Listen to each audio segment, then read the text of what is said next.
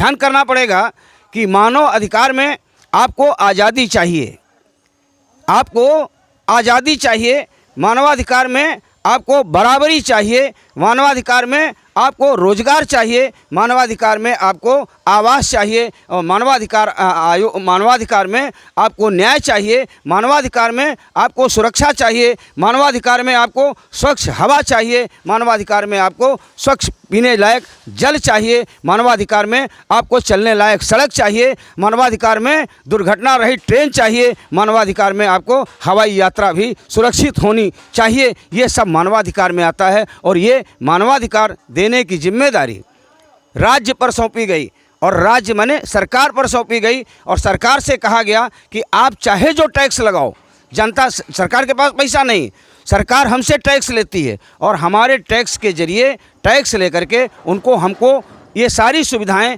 देना सरकार की जिम्मेदारी बन जाती है। जहाँ भी हो, जिसकी भी सरकार हो, ये जिम्मेदारी बन जाती है। संयुक्त राष्ट्र महासभा ने 48 सूत्री 52 सूत्री मानवाधिकार घोषणा पत्र, ह्यूमन राइट चार्टर, 52 सूत्री ह्यूमन राइट चार्टर घोषित किया और 37 देश के जो राष्ट्राध्यक्ष थे उन सब ने हस्ताक्षर किया कि हम इन 52 सूत्री मांगों को अपने मुल्क में लागू करेंगे मानवीय गरिमा के हिसाब से। अब उसमें एक ये था, बहुत बड़ी चीज़ बताने जा रहे हैं आपको, उसमें एक बड़ी बात ये थी कि हम अपने मुल्क में विधि के शासन और विधि के प्राविधान से अधिक या उसके विपरीत किसी को दंड नहीं देंगे।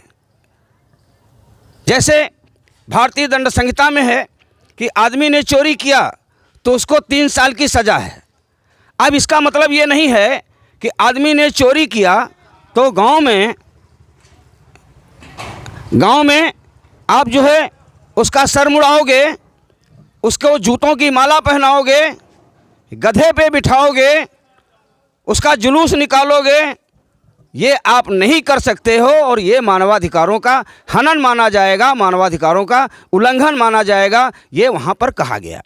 कानून में ये भी हुआ कि कानून में जिस तरीके से दंड देने का प्राविधान न्यायपालिका को है तो पुलिस उसका प्रयोग नहीं कर सकती। यही जो आप लोगों ने चर्चा किया, भाई साहब ने चर्चा किया, सब लोगों ने चर्चा किया कि जो पुलिस मारते हुए ले जाती थी, घर परिवार के लोगों के सामने पीटने लगती थी, थाने पे ले जाके उल्टा टांग देती थी। आज पुलिस वालों के हाथ पैर ढीले हैं, वो पैसा ले सकते हैं, आपको बैठा सकते हैं, लेकिन उस तरीके की अमानवीय यातनाएं आप नहीं दे सकते हैं। ये हुआ कब? आप देखिएगा कि 1948 में वहाँ पारित हो गया, भारत की ओर से भी वहाँ प्रतिनिधि मौजूद था। 47 में हमारा देश आज़ाद हुआ, 48 में मानवाधिकार जो असेंबली है वहाँ मानवाधिकार उसका यूनाइटेड नेशंस असेंबली, संयुक्त राष्ट्र महासभा में मानवाधिकार चार्टर घोषित किया गया।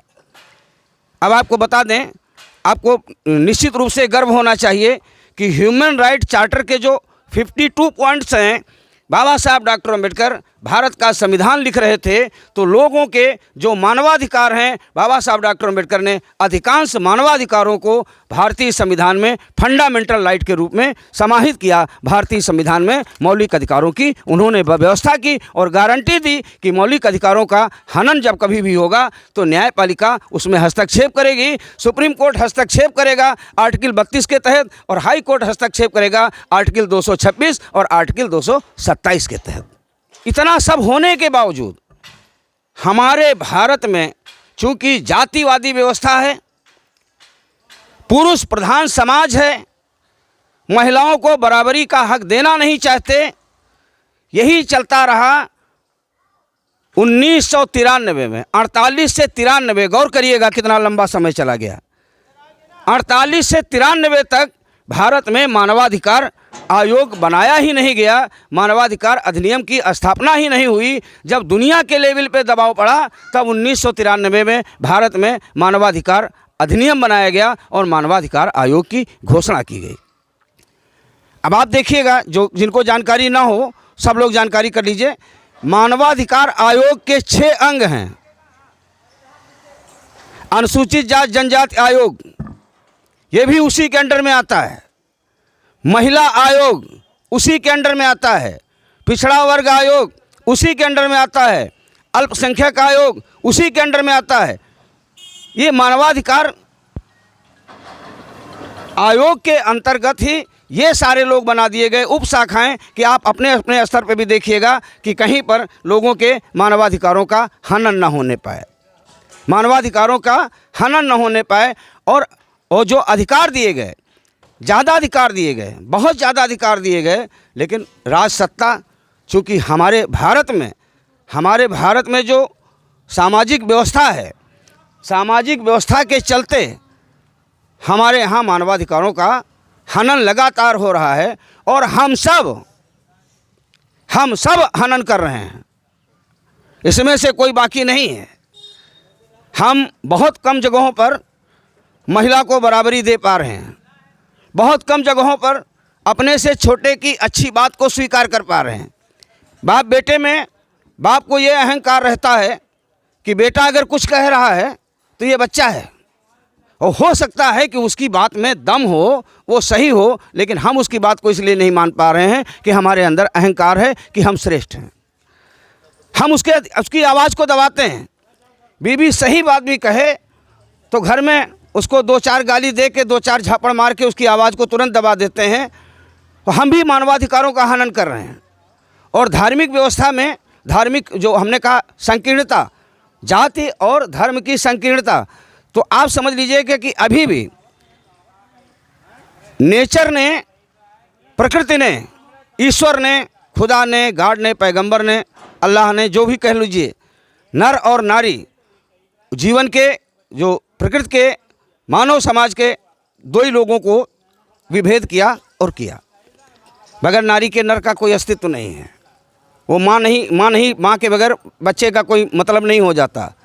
लेकिन फिर भी अभी भी हम अपने बहन बेटियों को इमाम नहीं बना पाए, हम शंकराचार्य नहीं बना पाए, हम उन्हें सेना में कमांडिंग अफसर नहीं बना पाए, और अभी भी हम उतनी आज़ादी नहीं दे पाए जितनी आज़ादी हम लड़के को दे लेते हैं।